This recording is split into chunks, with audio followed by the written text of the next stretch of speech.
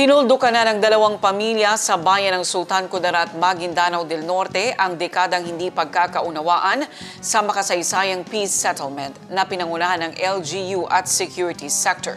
Ang News Now sa report.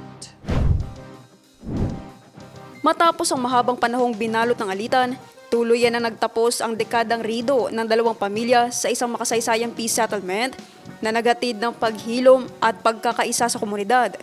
Sa tulong ng lokal na pamahalaan, pinangunahan ni Governor Dato Toco Mastura at Mayor Dato Shami Mastura ang pagkakasundo ng magkabilang panig. Isang hakbang na nagbukas ng bagong yugto ng kapayapaan sa barangay Nalinan. Hindi naging madali ang prosesong dinaanan ayon sa LGU, ngunit sa huli, nanaig ang pagpapatawad at ang hangaring maibalik ang maayos na ugnayan hindi lamang para sa kasalukuyan kundi para sa susunod na henerasyon. Sa gitna ng seremonya, naging simbolo ang muling pagkakasundo ng dalawang pamilya ng pag-asa na kahit gaano kalalim ang sugat ng nakaraan, kayang hilumin ang pagkakaisa at malasakit. Ang dating rido na naging sanhi ng pagkakawatak-watak ay napalitan na ngayon ng panibagong simula. Isang paalala ayon sa LGU na ang kapayapaan ay higit na makapangyarihan kaysa galit at ang pagkakaisa ang susi sa tunay na kaunlaran ng komunidad.